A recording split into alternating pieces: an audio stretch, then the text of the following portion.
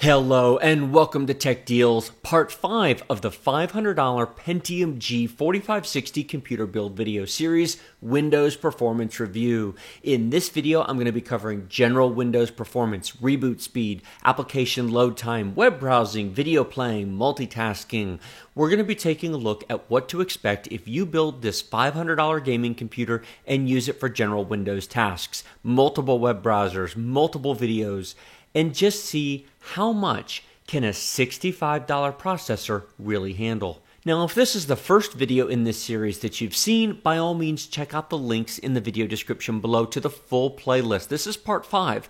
Part 1 was parts overview, part 2 was the Y vlog, detailed deep dive into the part selection, part 3 was the build video, part 4 was Windows installation and system setup. This is Windows Performance Review, and coming after this, lots of game testing. This is a $500 gaming machine. What do you get for the money? I'm going to be showing you. So if you have not subscribed to my channel, click that subscribe button down below and you will get notified when future game performance videos come out. First things first, let's get some web browsers installed. Now, this is a completely clean installation of Windows. I just finished the Windows installation video not 5 minutes before I started recording this.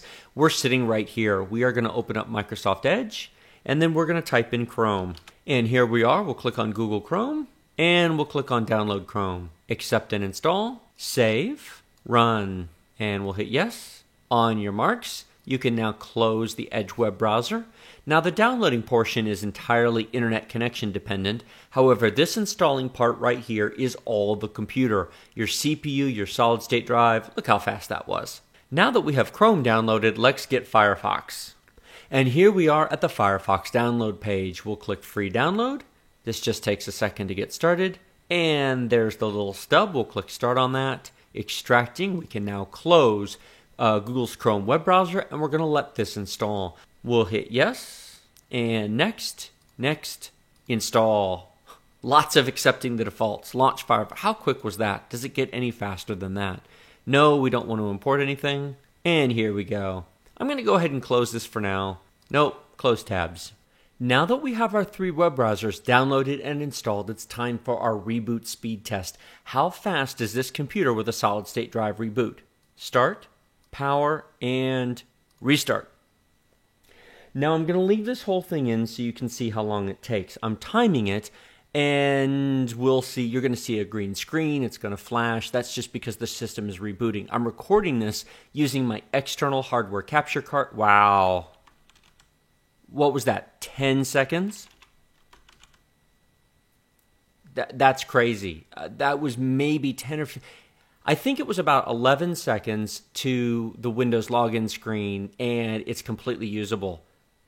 That's why you put a solid state drive in. Instant reboots, instant startup, instant shutdown. Okay, not instant, but it's so darn close. Once you have gone to a solid state drive, I can't imagine ever going back to a hard drive. The performance is just incredible. The next test I would like to show you is Cinebench R15. Now, I've already run the OpenGL test. I'm now going to rerun the CPU test to show you live what this performs like. Now, most people are not going to put together a Pentium dual-core based machine for 3D rendering and video editing, but you can. If you're on a budget and you want to know, will it run these programs? Can I at least use them? Yes, you can. I'm showing this to you in real time so you can see the performance of this. I'll show this to you on some other machines. I have not been including it in my Windows performance reviews in the past, but I'm going to start doing so going forward in the FX8300, and then I will do this also on the higher end PCs. Now, to give you an idea of performance, I recently ran this on the new AMD Ryzen R7 running at 4 gigahertz. What did it score? 1750. Now, when you see the performance here at the end, realize that it's not going to come anywhere close to that, but we're talking about a $65 dual-core CPU. Yes, it has hyperthreading, and this test actually shows that. The 4 boxes running in real time indicate that it is in fact running 4 threads, but you will notice that 2 of them are much faster than the others, and it alternates because there's only 2 real cores, so Windows can send 4 tasks at once to the processor, and then the onboard scheduler, the hyperthreader, figures out what order to actually execute them in, sends out memory requests, etc. It is a performance improvement, but it's not as much of a performance improvement as many people think. They think, well, hyperthreading gives me 4 threads, and so it's like a 4-core processor. It really isn't. And 383 points. Now, each time you run this, it varies by a couple of points, but it's fairly consistent. That is a lot slower than a high-end processor, but it costs a whole lot less as well. The next score I want to show you is Crystal Disk Mark. This is a program you can download for free and test yourself. Same with the Cinebench R15.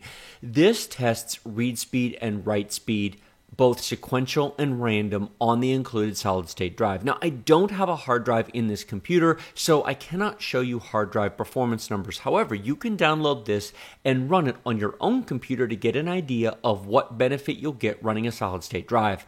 This test is not dependent on the CPU. You'll get about these results, give or take a bit, on almost any reasonably 5-year-old or newer computer. The real question is, how fast is your storage? Now, the sequential speeds are great. The sequential queue depth of 32 speeds are 500 plus megabytes per second, and the queue depth of 1 is about 500 to 550. But that's not what's important.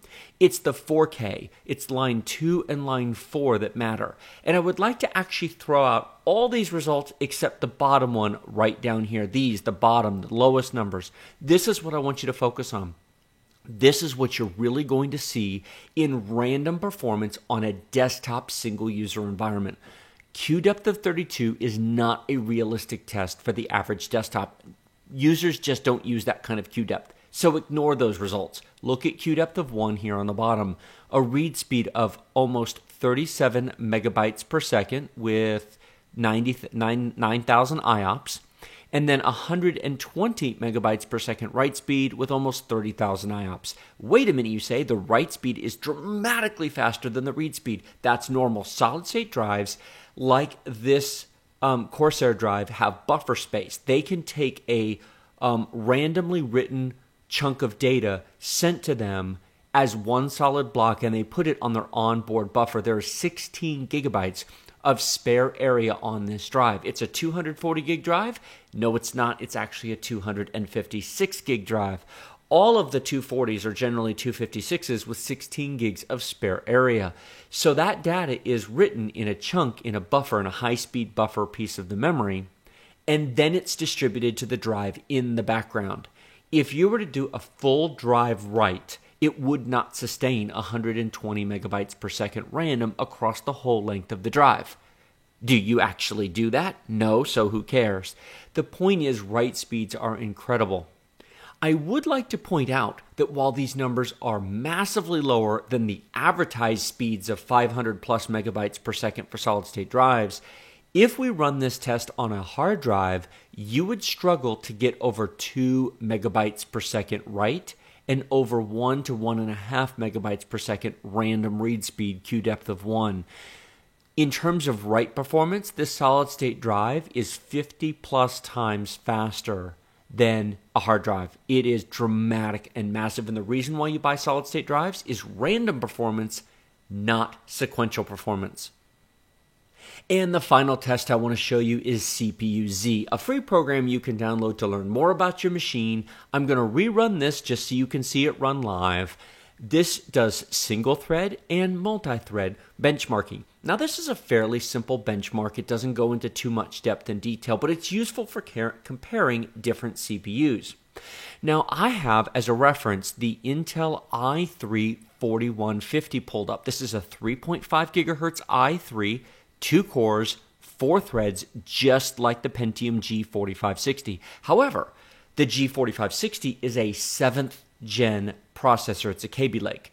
The i3 4150 is a 4th gen Haswell. Very, very important. And so what you're seeing up here from 1751 down to 1573 on the single thread, you are seeing the difference in instructions per clock cycle and platform improvements and RAM speed over the generations, because that i3 was using DDR3, We're not using DDR4 2400 megahertz. It makes a difference, and we have a more efficient processor.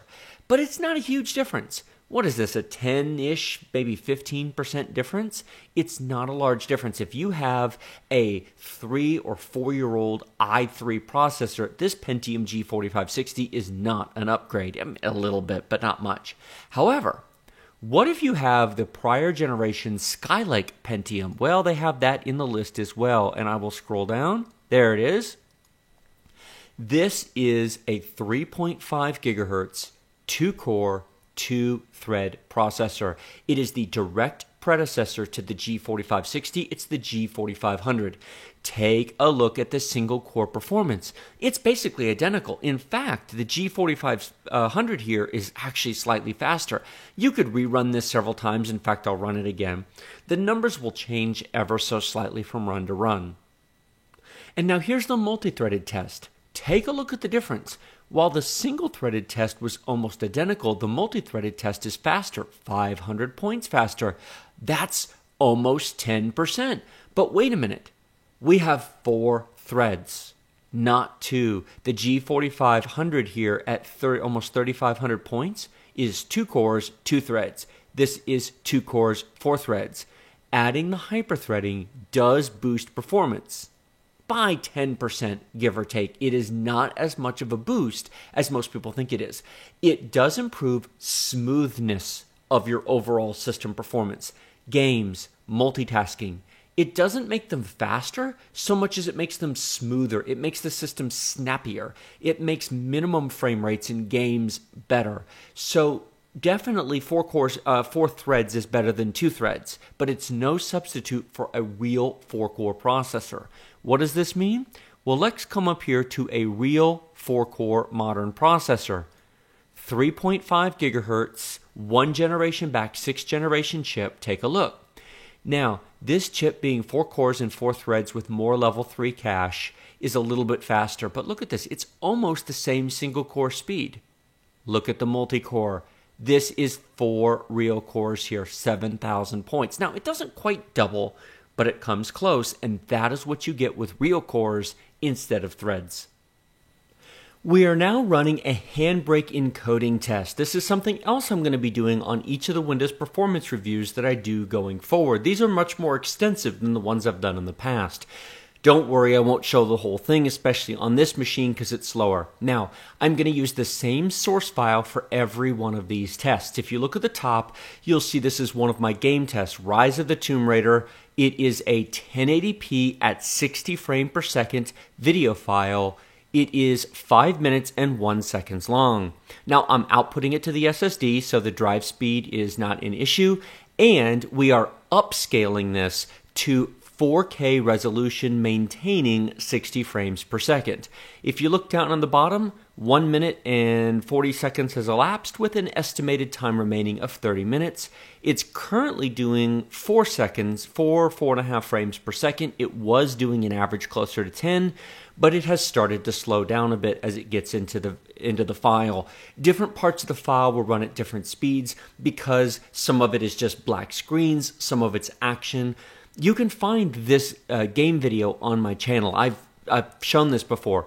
All it is the first mission where she's climbing up the mountain through the snow. She almost falls off. She climbs back up. She uses the ice picks, goes through the cave. It's that section of the game. Again, 1080p, 60 frames per second, upscaled to 2160p, otherwise known as 4K, maintaining 60 frames per second, using the Roku preset that you can see right here. And the reason why I'm using that preset is it's easy to reproduce every time on each machine and easy for you to reproduce if you want to try running this on your own machine. Now, you don't have my original video file, but you'll be able to see the average frame rate. I'm going to trim this here, and we'll be back when this is almost done, and you'll see what my average encoding frame rate was and the total time elapsed, and you can compare it to yours, rendering a similar length file.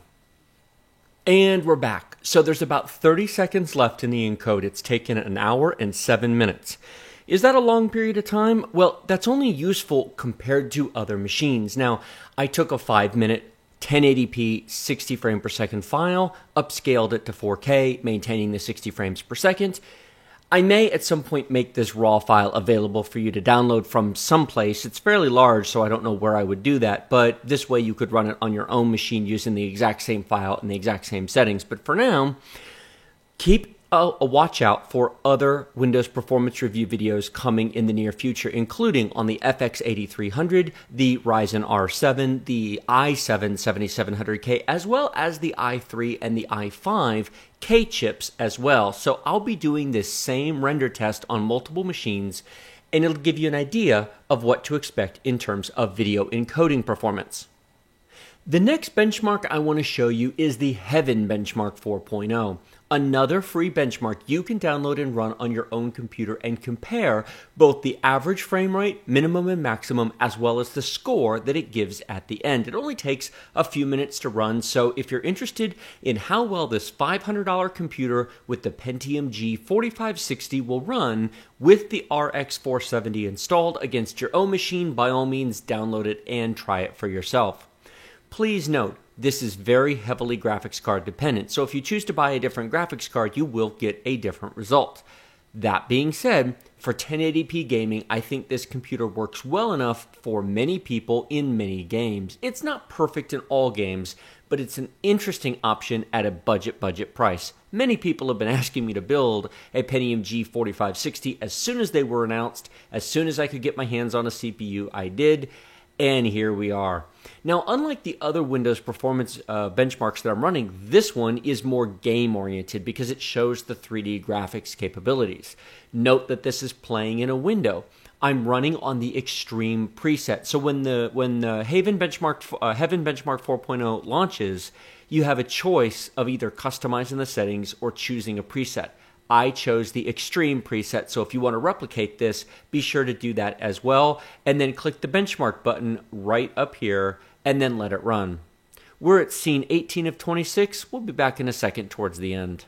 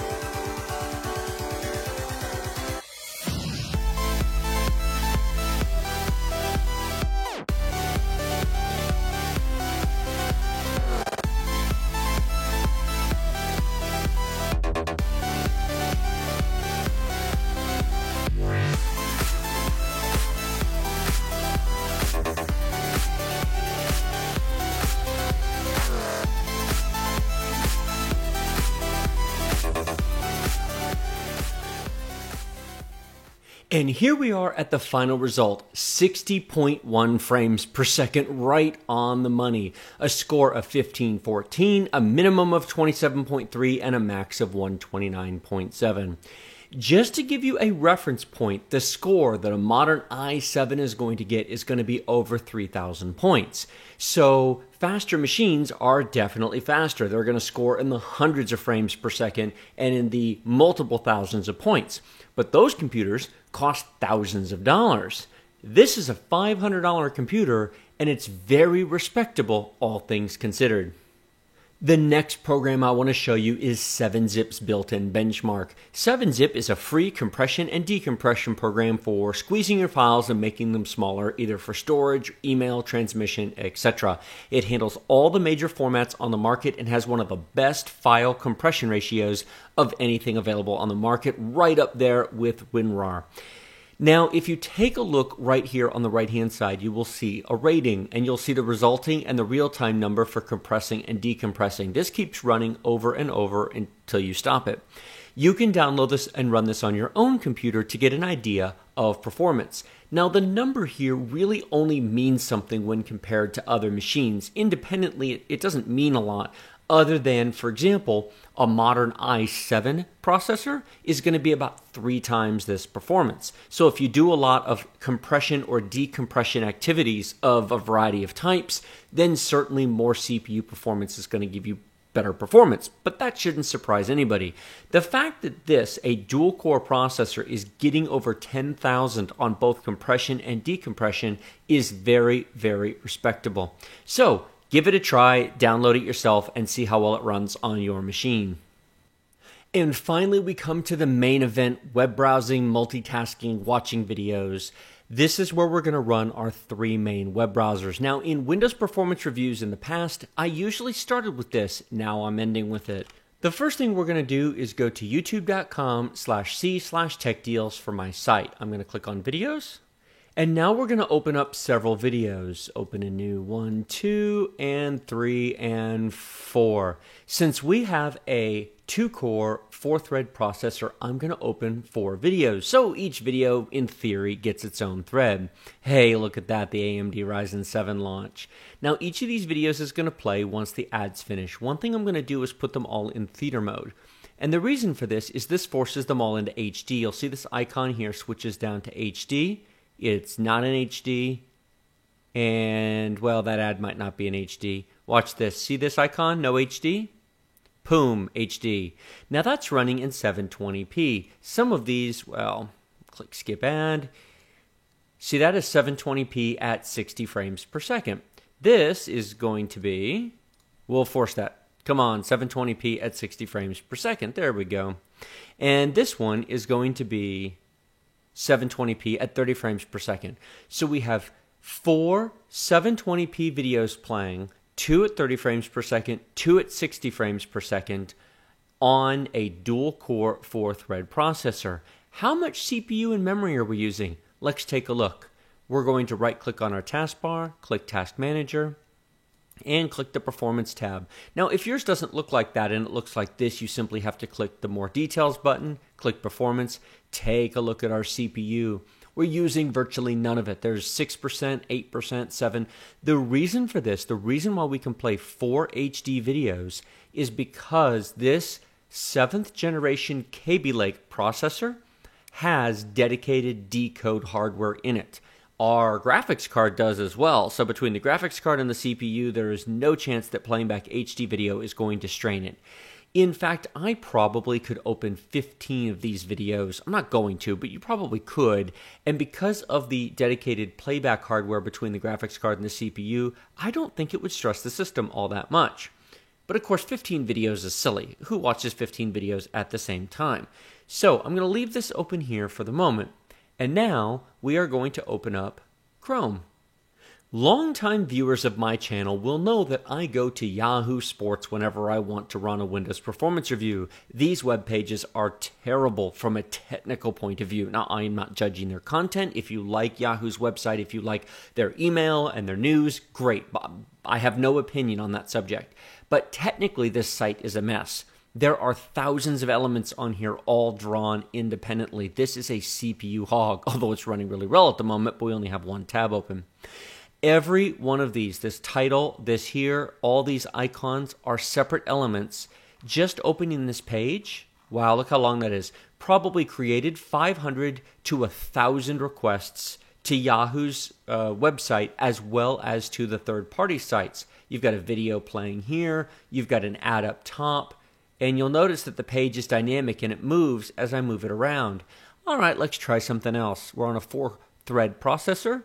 1, 2, 3, 4. So we're going to open up 4 Yahoo Sports tabs. Let's see how well it handles this. This ad is it's a dynamic ad with rich content on it.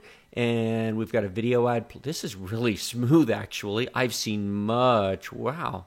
I've seen much. That's really nice. All right. I give them. That's very nice. Many people will say, but the new chips from Intel don't make a big difference over the older chips. Well, they don't in many areas. If you go play games, the frame rate performance between a 7th gen, a 4th gen, and a 2nd gen isn't that big. It's there, and you can certainly see it. This in Windows is where you see the difference more than anything else. That is very, very nice. I have to say, I am genuinely impressed by the performance. I wasn't expecting it to run this well. Please note, we are still running these videos. Look, we're into the CPU installation. We're well into these. These are still playing in the background. They didn't pause. They didn't stop. That's still running. This is extremely responsive. I am impressed. So, 2-core, 4-thread processor. Will it browse 4 Yahoo Sports tabs smoothly? There's no hesitation here. Not 1 ounce. It feels like I'm on a much faster machine. Now, if you've watched my Windows performance reviews, you've seen me do this. And some machines it does bring to a complete crawl. This one, it doesn't. This is very, very nice. I think I could open more. Let's take a look at our CPU usage. Oh, there we go. It is definitely using more of our CPU. 30, 32, 31%. What this means essentially is it's fully using 1 core. Because we have a 4-thread processor, 50% CPU usage is actually 2 cores. 100% usage would be 2 cores plus 2 threads, 2 logical processors. If we're using a 25%, we're on 1 core. So we're actually not, well, they're just jumped up to 60% there. So it's fluctuating. That's very, as I scroll around, watch the CPU usage move around. Well, I have to bring that up. Nope, it's good that we have the hyperthreading. It just jumped to 70%, 68%. If we were on a 2-core processor, this would not be running. That's very, very nice. I'm impressed. All right, next one. Let's open up Mozilla Firefox. And here we are at Amazon.com. Hello, Dress Shop Girl. Dress Shop Girl's back, although I'm not entirely sure if she is advertising dresses or legs. Actually, that's a comment from my wife. She walked by a little while ago and saw that on there, and she goes, "What are they selling?" I said, "Dresses." She goes, "Doesn't look like it to me." In any case, let's take a look here. Here we are on the Pentium G4560 page. Now, Amazon is currently sold out of it as of the minute I'm filming this. It's been in and out of stock. I suspect this has been a very popular processor. The fact that they're now offering hyperthreading, which used to be i3, on a $65 processor, I think is driving a lot of sales to this. So, it's out of stock, but it does come back in stock regularly. I suggest come over here and click Add to List. Click Add. Now, somebody is selling it for $83. Don't pay this. Pay $65. Don't buy from these third-party sellers who are jacking up the price. What you want to do is come over here and you want to click Add to List, put it on your favorites list, and you'll get notified when it's back in stock. Now, one possibility is we can go over to Newegg's site and see if they're selling it. And here we are at Newegg's website. Now, you can be set up to be notified when it's back in stock. See, it says out of stock right here. Auto notify, so they'll email you when it gets, but this is the proper price here, $65. Now in the video description below are all the parts in this computer linked to both Amazon and Newegg. By all means, compare prices. Be sure to get it where it makes the most sense for you, but they're both currently out of stock at the moment. In terms of performance, let's open up a bunch of tabs. 1, 2, 3, 4. And just for the moment, I'll close that. Let's see how well this does. And let's scroll down each cell. Well, nope, that's very, very smooth. There's the tablets. We'll scroll down desktops. Very nice. Can't complain about that. We'll click towers. We'll click, Windows and traditional laptops. We'll come over here to monitors, and we're going to pick out actually, we'd probably just scroll down. And it's a little bit jumpy now. How's the CPU doing? Well, it's getting there. There's a little bit of jumpiness to it, but we're doing a lot now. We're only using 36% of our RAM. It's worth noting that our RAM use, I did put 16 gigs of RAM in here. You can absolutely put 8 in here, but I test all the machines I work on generally at 16 gigabytes just to create an even playing field. If you want a deal on a monitor, there it is. 32-inch IPS in-plane switching with DisplayPort and HDMI, $200. Well, unfortunately, it's out of stock at the moment. I own 2 of those. I have reviewed it twice. I love that. Is a great value. It's a beautiful screen. Great value for the money. Traditional laptops. Now, we're kind of an in-between area at the moment. Some of the newer laptops haven't come out yet, but I have covered this one extensively. This is actually, is that the older or newer one? This is the older model. They've got one for the same price with the 7th gen chip in it. Otherwise, it's the same thing. How smooth is it? Oh my goodness, look at all those tablets. It's pretty smooth, all things considered. Towers, $450 for an i5 pre-built. And that right there is the biggest challenge to this $500 custom gaming computer. Now, it's true that for $500, this computer includes a RX 470 graphics card, but that computer has an i5 processor. Drop a $150 graphics card, and while it's $100 more than this, it's a true quad-core processor. 3.5 gigahertz, just like this one, except 4 cores. Now, it does have a hard drive instead of an SSD, and it's got 8 gigs of RAM, but yeah, it comes ready to rock out of the box. If all you care about is a dual-core processor for $75 less, that's an i3 running at 3.7. Drop a basic graphics card into it, and for really close to $500, you've got yourself a gaming computer. The only thing about that machine, 180 watt power supply, so it would have to be a GTX 1050 is probably the absolute most that would go in there, unless you change the power supply. Nope, not that one. This, wrong one. Yeah, that's what happens when you click around. This comes with a 300 watt power supply, so you could put like a GTX 1060 in there just fine. In any case, how are our videos going? Yep, perfect. Look at that. We are 10 minutes. Have I been talking for 10 minutes? Well, what can I say? I don't do short videos. We are 10 minutes into that video. We are 10 minutes into this video. And look at that. We're a third of the way through the build. In fact, that's this system right here. There's the RAM. Look how small that motherboard is, little micro ATX boards. All I can say is that sitting here doing this, now this is my first take. I did not do this before filming it. I'm recording this on a second computer. I have the HDMI out from this computer plugged into a second computer into my Elgato HT60 hardware capture card. So this computer doesn't know what's being recorded. This is absolutely positively the first time that I have run the web browsers on this machine ever. I just installed Windows on it today. I just did the Windows first boot and setup, and then I went straight into filming this, and I'm very impressed. This is better than I expected. There must be some optimizations in the 7th gen chips that only show up in this kind of work. They don't show up in games. They don't show up in single task benchmarks as much, but this is smooth. That is absolutely rock solid smooth. Now, if you're still watching this after all the tests that I've shown you, awesome. Thank you so much for being here. This is nice. I'm very, very happy. If you are thinking of building this machine and thinking, can this multitask? Can I edit and render videos? Can I play games? Can I open 12 tabs, play 4 videos, browse around, and still have a functional computer? Yes, you can. So this has been my Windows performance review for the $500 Pentium G4560 computer build video series. Like this video if you like it, share it with your friends if you loved it. Remember to subscribe to my channel with the big huge red button directly below this video. Questions and comments in the comment section, and as always, check out the video description below. Links to Amazon and Newegg for all the parts in this computer build. Links to the full playlist of this computer build. If you found this video helpful and useful, by all means, go buy your stuff down at Amazon or Newegg. I'd greatly appreciate it. Both companies are awesome with great service and great prices.